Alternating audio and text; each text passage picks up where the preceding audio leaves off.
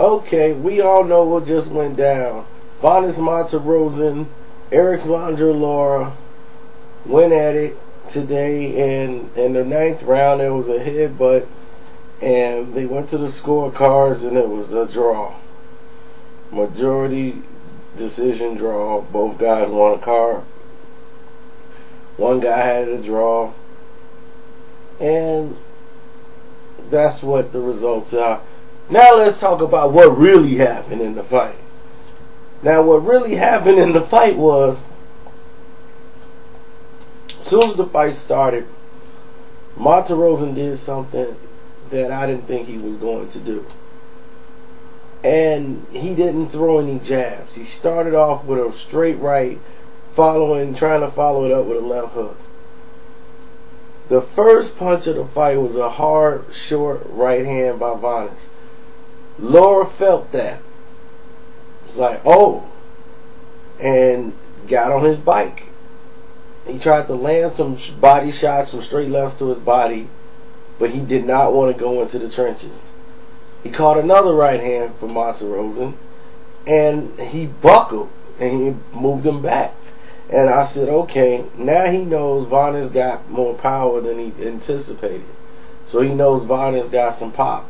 So now he's going to get on that bike, and it showed me he was just looking for spots to land without getting hit, and he was more concerned about the incoming more than anything else he could find. He was more concerned about what Vanes was going to do to him than what he was going to do to Vanes.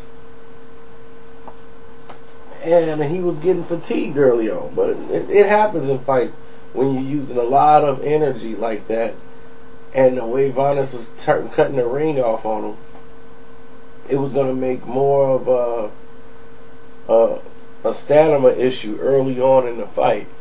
Now, Vanes has been inactive for a very long time, so I was worried about him fatiguing late in the fight more than I was Lara. But seeing Lara get tired early, I knew that Monterosen was going to get some rounds in the bag.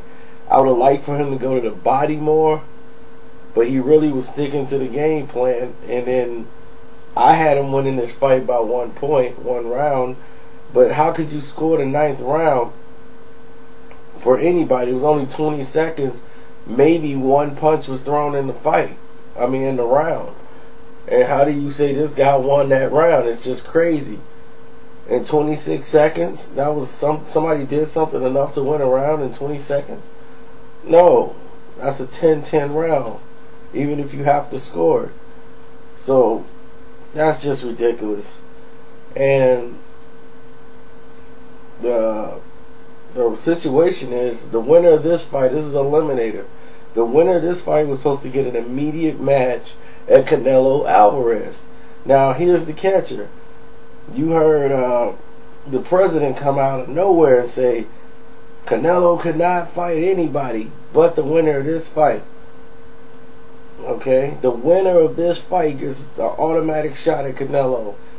He can't fight Mayweather. He can't. So they even saying, I'm going to take less money to make this fight, which wouldn't be any big money, to blow out a Mayweather fight or a Cotto fight in May of next year. Now, since this is a draw, you know, a draw disqualifies all that, because now they get to fight again. You can put it on an undercard of a Mayweather and Canelo card, or Canelo Cotto card. You could do whatever you want with this now. So they knew going into this fight, this is going to be a close fight. Style makes fight. You got a southpaw against a conventional fighter. It was going to go 12 rounds. No matter who was winning what or looked like what, it was going to be a draw. One guy's going to win one card, one guy's going to win a card, then one judge is going to be undecided. That's how this event was going to go down. So, hey, what can you say? That's the way it is. That's the business of the sport.